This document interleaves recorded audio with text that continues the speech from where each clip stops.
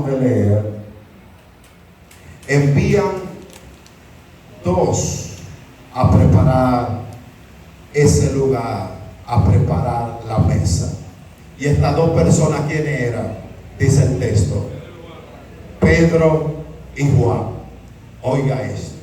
Exclusivamente mandaron estas dos personas, a Pedro y a Juan, a preparar la cena. Esto no fue al azar, esto no fue una coincidencia, sino que es allí donde el Mesías va a resolver el problema que hay dentro de su ministerio. Y usted dirá, pero ¿cómo que habría problema dentro del ministerio de Jesús? Claro que sí. ¿Cuál era el problema que había? Y es uno de los problemas que todavía seguimos enfrentando en todas las casas, iglesias de fe a nivel mundial. Es uno de los problemas y de las malezas más fuertes que estamos enfrentando, y en esta mañana vamos a ser alumbrados para identificar este factor que viene siendo como un cáncer comiendo todo lo que tiene que ver la estructura del crecimiento de la iglesia. Y el problema que había allí era que había una disputa, y la disputa que había era que cuál de ellos era el mayor en el ministerio. ¿Cuál de ellos dos era el mayor en el ministerio de Jesús? Pero ¿a causa de qué vino esa disputa? A causa de que hubo una pregunta que Jesús hizo después de los 3 años y medio enseñándole. Y él preguntó: ¿qué dice la gente que yo soy? Ellos respondieron: bueno, la gente dice, uno dice que tú eres Elías, otro Juan el Bautista, y así sucesivamente, uno de los profetas. Al maestro esto pues no le causó mucha intriga de lo que la gente pensaba que él era, pues posteriormente iban a saber quién él era. Ahora, él le interesaba y le importaba la segunda pregunta, que era: ¿y ustedes qué dicen que yo soy? Y ellos entonces todos se miraron y pensaron y rebuscaron y comenzaron a indagar en su mente, y hubo un silencio tan fuerte que ninguno sabía quién era el que estaba con ellos, a pesar de que 3 años y medio el Mesías le había enseñado. 3 años y medio ellos habían visto todo tipo de milagros al caminar con el Mesías, más sin embargo no sabían quién era el Mesías. ¿Qué yo te estoy diciendo con esto en esta mañana, amada iglesia? Que probablemente en el caminar, en el trayecto de la fe, es probable que tengamos muchas experiencias sobrenaturales y podamos ver y experimentar todo tipo de experiencias, pero simplemente estos son señales que indican al Cristo de la gloria. Es por eso que es una señal. Por eso dice la Escritura, no porque los griegos buscan el conocimiento y los judíos buscaban las señales. Pero ¿qué es una señal? Si yo le doy una dirección a usted, bueno, yo vivo en tal lugar, pero para tú ir allá en el camino a 2 esquinas, 2 cuadras, hay un colmado. Después del colmado hay un letrero de una tienda, y después del letrero de la tienda a 2 casas tú doblas, y en la casa número tal, color tal, ahí es que yo vivo. Usted salió bajo esa dirección, y bajo esa dirección usted va caminando, pasó en las 3 cuadras, luego de las 3 cuadras encontró el letrero, y allí en el letrero, si usted se queda allí y dice, bueno, ya yo llegué, porque llegué al letrero de la dirección que me dieron, pero usted no salió para llegar al letrero de la dirección que le dieron, sino usted salió para llegar a la casa de la dirección la cual le dieron, y se está deteniendo simplemente en la señal. Y es uno de los problemas que tenemos hoy en día, que la iglesia se ha detenido en la señal y no está llegando se llama Cristo Jesús. Hello.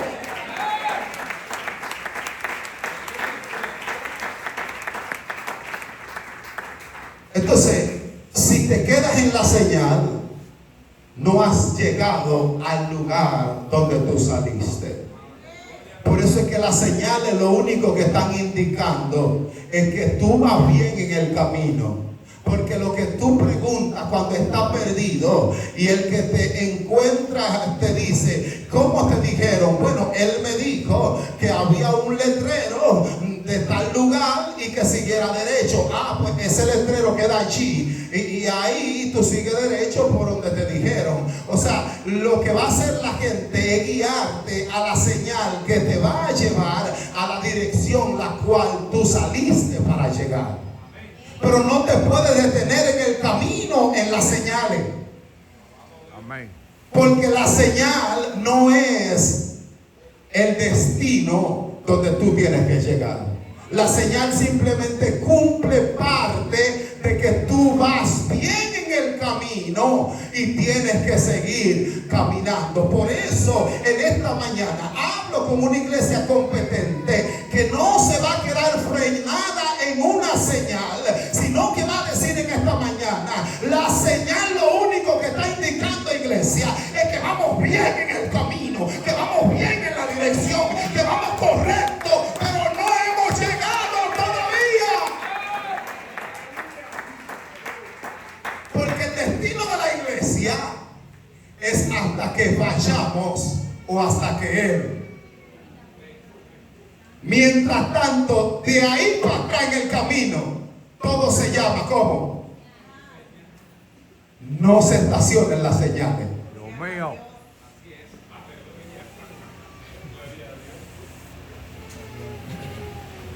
Hay un problema allí. Y es que hay un silencio. Oiga esto, 3 años y medio enseñándole. Y después de 3 años y medio le van a entregar el ministerio. Y le preguntan que quién era la persona que le estaba enseñando. Ninguno sabía. Y el maestro se puso, ya usted sabe. Imagínense ustedes el maestro. Algunas sí son maestras de escuela. Cuando los muchachos son cabezones que no entienden. Ese es más bruto que... 3 años y medio no sabían.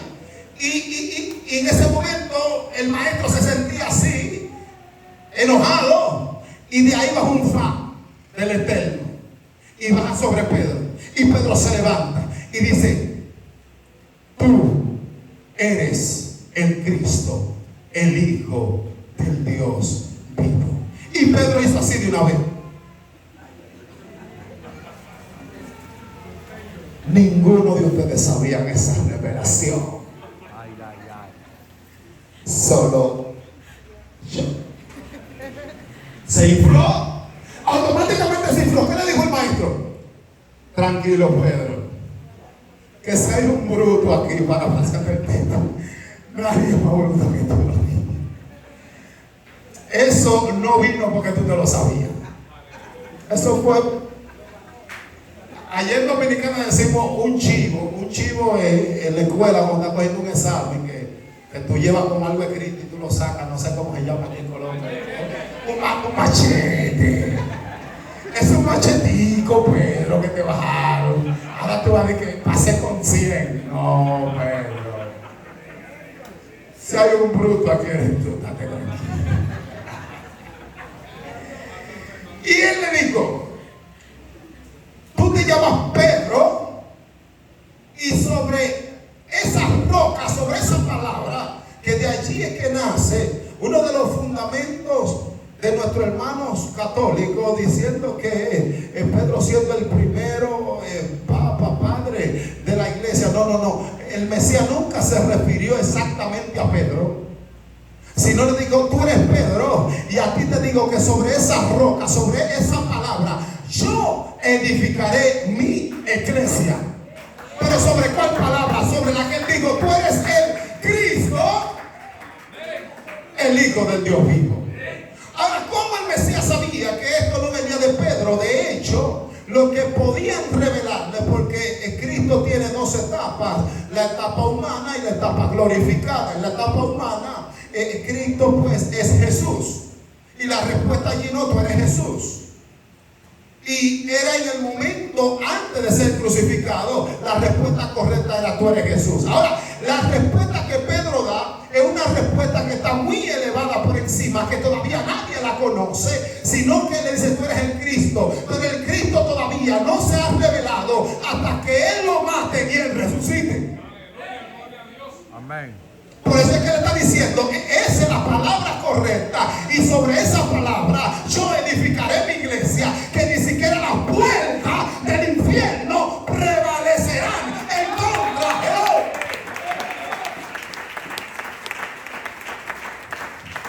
Y allí Pedro se infla, porque le dijeron y te daré la llave. Tenemos ahora un hombre que tiene la llave. El hombre ahora toma la dirección de los 12, porque es el hombre que tiene la llave donde él va. Los otros le siguen, cáiganme atrás. Es el líder, la autoridad. Pero ahora se levanta otro. Y el que se levanta es Juan. Pero ¿cuál fue el problema con Juan? Y es que cuando Pedro se levantaba y decía, yo soy el que tengo la llave aquí de todo.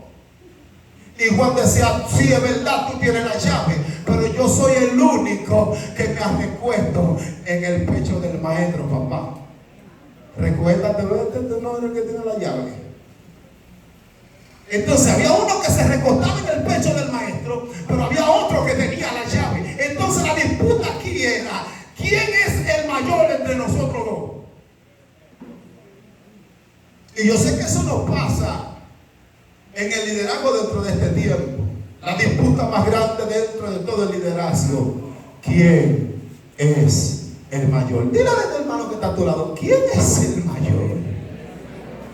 Ay, ya. Pero yo no sé qué es lo que él se cree, porque ahora él nada más quiere andar atrás de la pastora, de que le hicieron presidente de jóvenes, del que le hicieron presidenta de damas, líder de caballeros, es un aire, una cosa. Pues se cree que manda en la iglesia, él es que abre la sierra, pero ni la pastora se va a la hora que él se va. Pero Dios mío, ¿y qué? Pues Dios mío. Es la disputa más grande dentro del reconocimiento humano, que siempre quiere salir para ser reconocido entre nosotros. ¿Quién es el mayor? Todo el mundo quiere ser primero. ¿Quién quiere ser quinto aquí? Dios mío.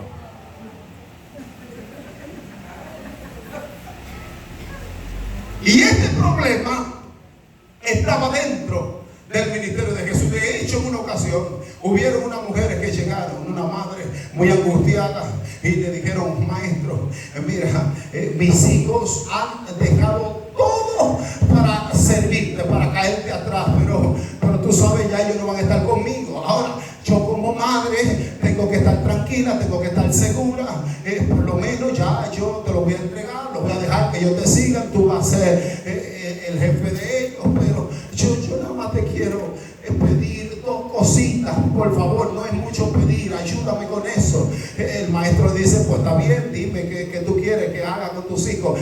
Yo no quiero que tú sabes, le dé muchas cosas, yo nada más quiero que tú me coloques a uno a la derecha y al otro a la izquierda, tú sabes.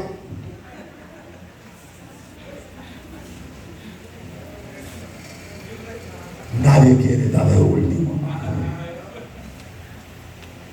¿Y qué pasa aquí? Que en medio de ese problema, el liderazgo del maestro tiene un problema fuerte, porque hay una disputa. ¿Quién es el mayor?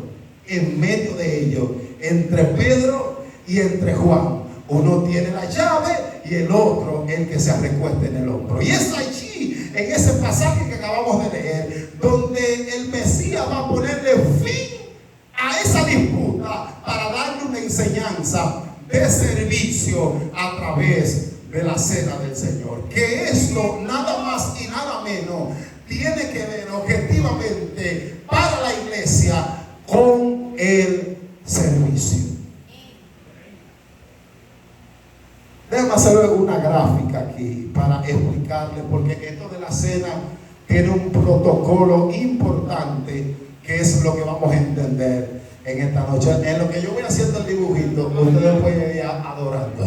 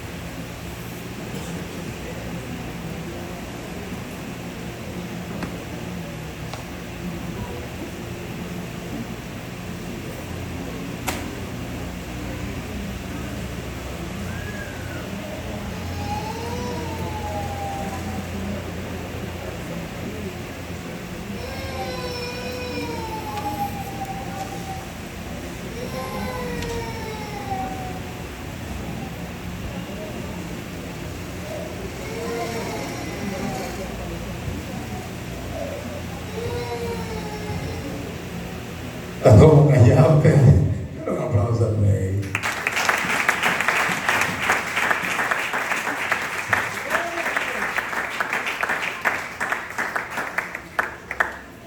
Esto es muy importante porque esto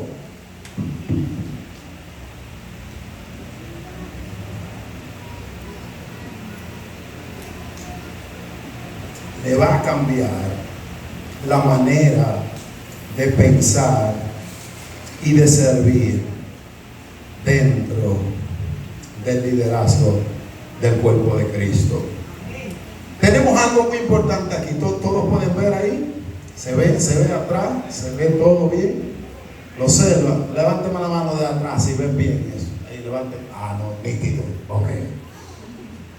Miren, en la costumbre judía, lo que pasó en la cena tiene un cuadro de representación en posición similar a lo que usted ve aquí. Es por eso, no sé si usted ha visto un cuadro muy famoso de un pintor, creo llamado Da Vinci, como que pintó el cuadro de la Cena del Señor, o Miguel Ángel o Da Vinci, uno de los dos.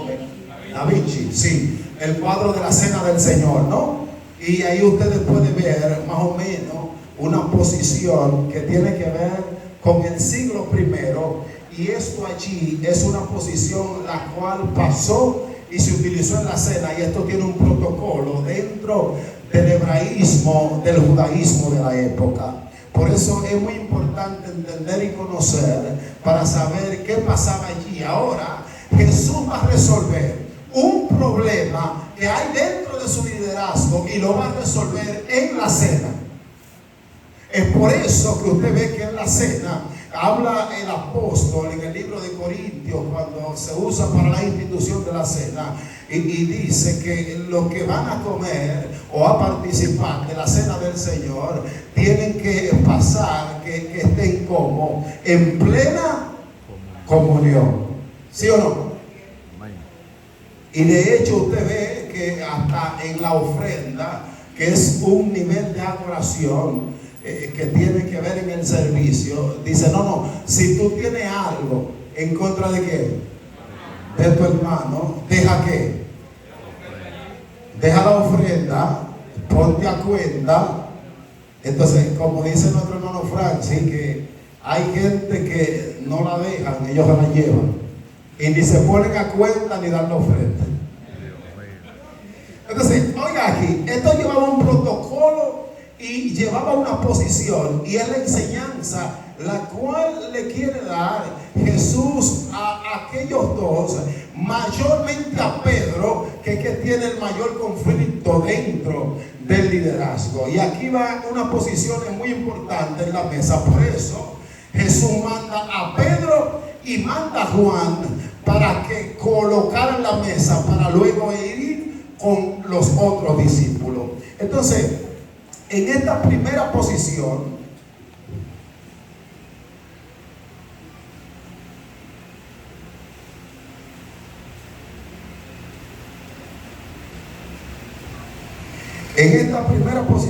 de la mesa iba quien era el anfitrión de la cena. Y el anfitrión de la cena, nada más y nada menos que era Jesús. Y Jesús iba en la primera posición de la mesa. Ahora, en la segunda posición de la mesa iba lo que le llamaban el vocero. Oiga esto, el vocero.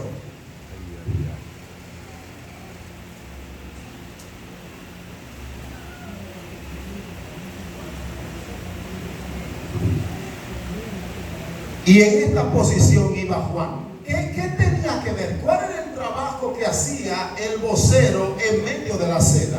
Era que antes de la cena, todo judío, antes de cenar, de comer, tienen primero que compartir Torah, tienen que hablar de la Escritura, tienen que compartir la Escritura. No cenan, sino antes comparten la Escritura. No es como nosotros aquí en este lado, que para comer, saben nosotros, Señor, bendice lo que va bajando y le entramos de una vez. No.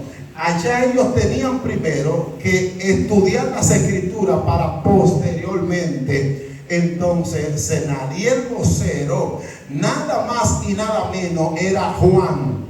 Ahora, ¿por qué Juan era el vocero? Se colocaba en la segunda posición. Sí, el maestro estaba enseñando y alguien que estuviese por esta posición de la mesa no entendió o no escuchó algo que el Mesías dijo, no podía pararse e interrumpir o hablar e interrumpir en medio de la ceremonia de la cena, porque no se podía hacer, sino tenía que ir conforme al protocolo. Y si este que está por aquí no entendió, le decía al que estaba aquí, dile al rabí que no entendí tal cosa, que si puede repetir. Y este le decía a este a este, y el mensaje iba rodando hasta que llegaba donde el vocero, y el vocero, como estaba cerca, decía, rabí, que el que está allá en la esquina, que no entendió, si tú le puedes dar para atrás.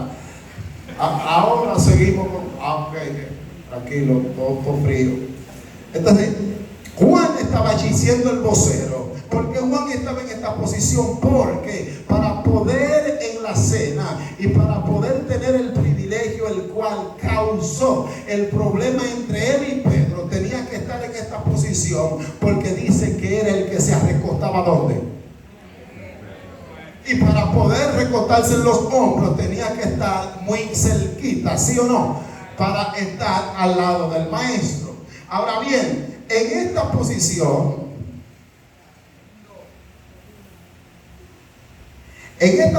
que está aquí, iba lo que era el invitado especial.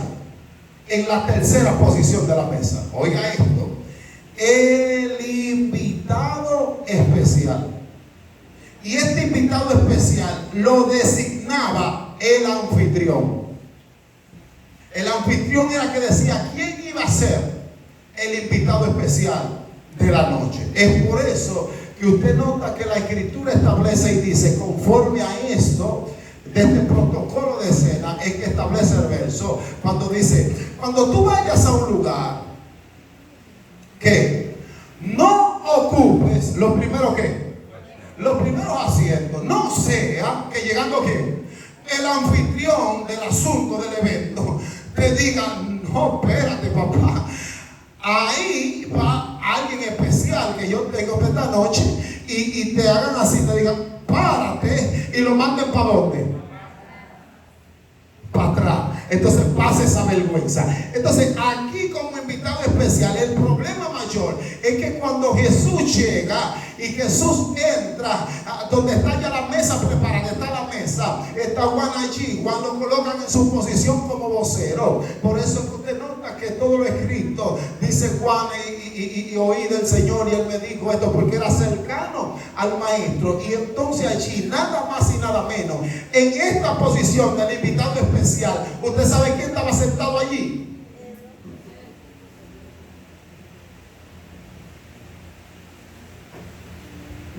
Allí estaba sentado Pedro. Y cuando el Mesías llega, ya Pedro está sentado allí. Y como Pedro está ahí de tercero, ocupando el asiento del invitado especial, porque como Juan está al lado, él no se quiere quedar atrás, porque la discusión entre ellos es, ¿cuál es la discusión? ¿Quién es el mayor? Entonces cuando Jesús llega, Jesús entonces establece y le dice, bueno, Pedro, tú no eres el invitado especial de esta noche. Hello. Tú no eres el invitado especial. Tú no vas en esa posición. Lamentablemente, el invitado especial de esa noche, ¿ustedes saben quién era? Ay. Ah, pero ustedes están activos.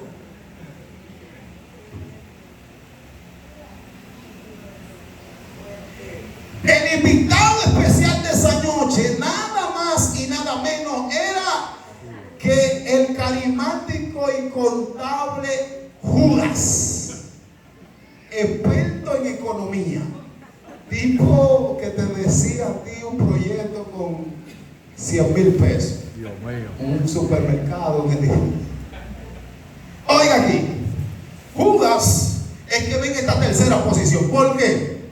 Porque ustedes saben que el mismo Mesías dice que aquel que lo iba a ¿qué? Era el que entrara como con él la mano doble. Entonces, para poder entrar la mano con el Mesías dentro del plato, no podía estar por aquí. Entonces tenía que estar cerca. ¿Sí o no? ¿Me están siguiendo? Ahora bien, como Pedro estaba aquí, el protocolo decía, y como la palabra le establece, que llegando al anfitrión, si tú ocupas los primeros asientos, nada más y nada menos, el protocolo establece que el que haga esa frescura, no sé si aquí en Colombia así, como una frescura, tipo salido, como pasado, sí, igual. El que hiciera eso, nada más y nada menos tenía que ir, mire para dónde. A Pedro lo levantan y del tercer lugar hacen esto.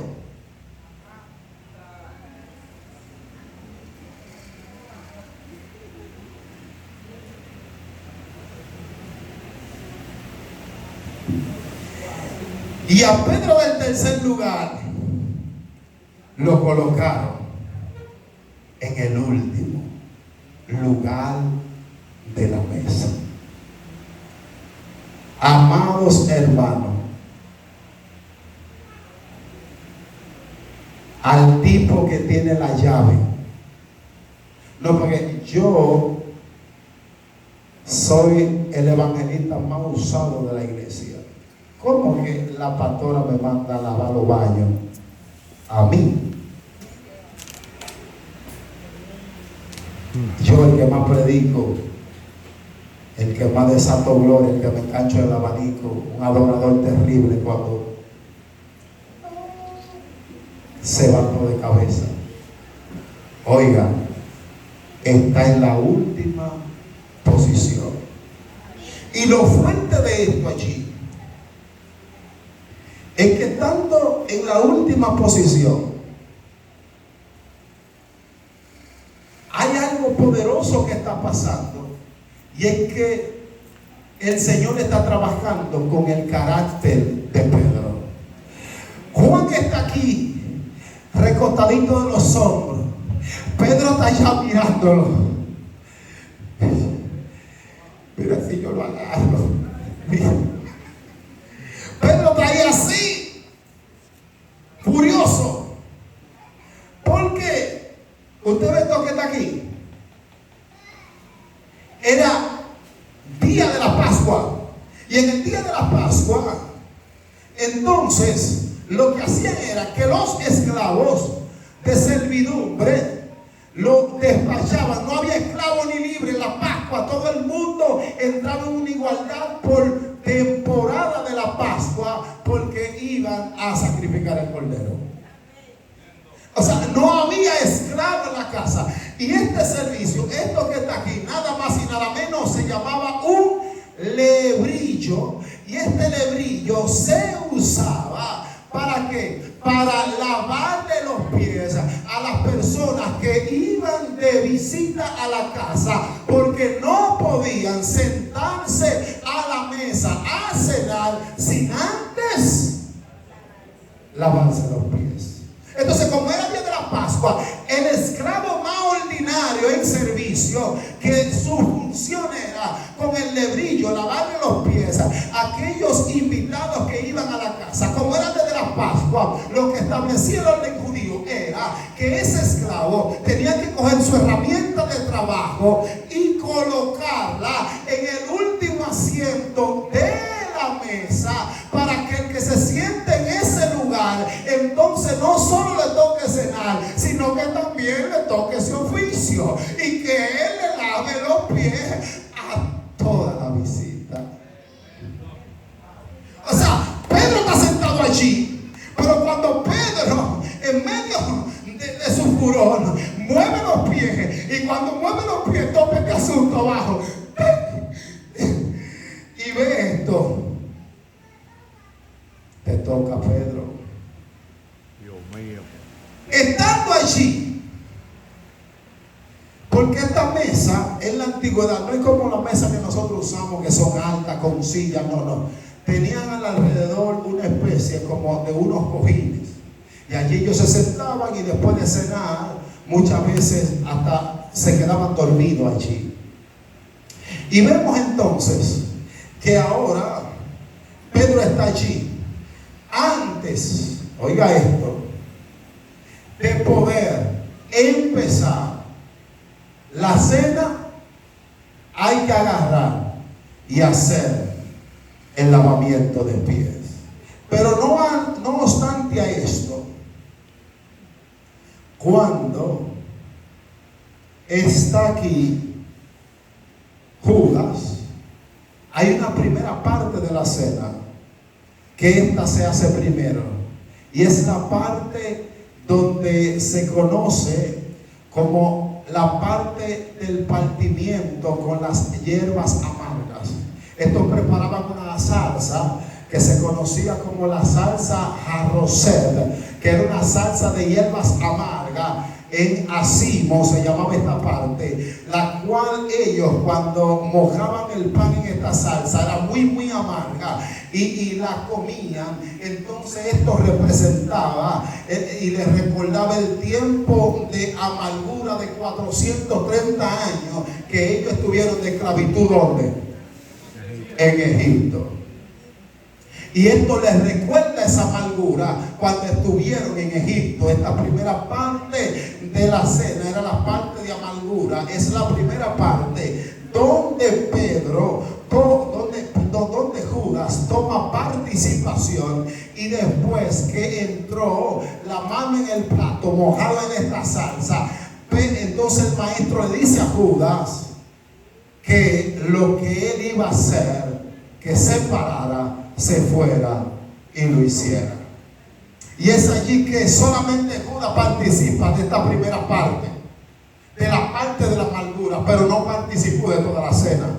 Por eso es que Judas se levanta, y dice el texto que muchos pensaron que el maestro lo había mandado a comprar algo de la cena, porque no entendieron lo que él estaba hablando con respecto a la traición que Judas iba a hacer posteriormente al Mesías. Y es por eso que Judas entonces se levanta. Ahora sigue la segunda parte de la cena. Y en la segunda parte de la cena, entonces toca ahora el lavamiento de pies. Y nada más y nada menos, lo que Jesús hace es, y le dice: Pedro, ponte en pie y comienza a lavarnos los pies. Pedro no tiene ningún problema con lavarle los pies, amados hermanos, a sus hermanos. Él no tiene problema con eso. Él no tiene problema con lavarle los pies a Jesús. Él no tiene ningún problema. El único problema de él es que lavando los pies, cuando llegue hasta aquí, Dios mío. usted sabe que ese hombre es un hombre violento. momento que anda armado ¿ustedes conocen a Pedro? Que ese hombre anda con su espada encima. Porque posteriormente vemos que cuando fueron a prender a Jesús, ¿qué el hombre sacó? Lo de él, o sea, él está en la mesa con lo de él encima, diciendo yo le lavo los pies a Jesús. Pero cuando llegue a lo de Juan,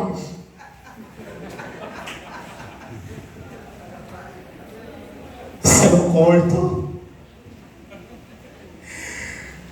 Decía él viendo Juan,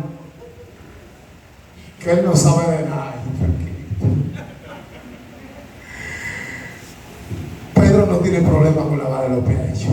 El problema de Pedro es cuando vaya a lavarle los pies a Juan.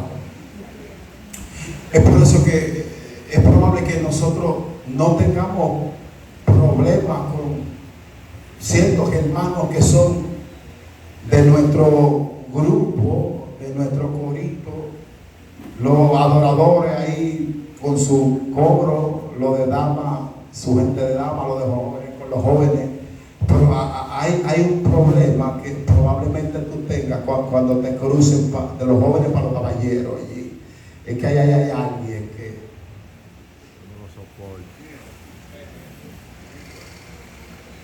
Y Pedro entonces, usted sabe qué pasó, se negó rotundamente a lavarle los pies a ellos por no llegar a donde estaba Juan.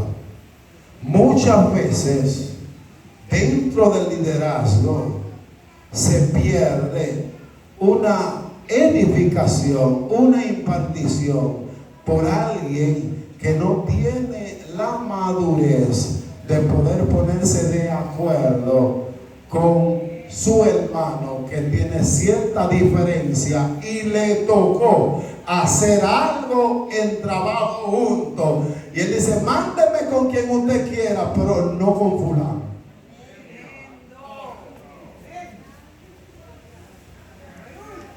Yo dirijo el culto hasta con el diácono, póngame, pero con fulana no. Usted sabe la forma de ella y yo me conozco, usted sabe cómo soy yo. Yo le brinco, pastora.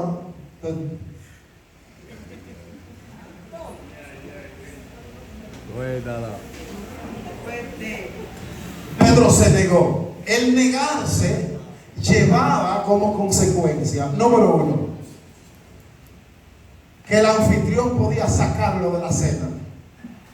Y número dos, como rabí, como autoridad espiritual, que en los tiempos del Mesías había aproximadamente 4 clases de maestros, que no se lo voy a decir por tiempo aquí, pero en una de ellas, en la tercera clase de maestro, era la cual era el Mesías, que pertenecía a la ordenación rabí. Por eso usted nota que a él le hicieron mención unas 90 veces y 60 de ellas le hicieron mención como rabí. Usted nota en la escritura, le dicen rabí, maestro, ¿por qué esto y esto y esto? Ustedes notan en toda la escritura que lo llamaban como rabí. Esto pertenecía a una ordenación de un grado de maestro dentro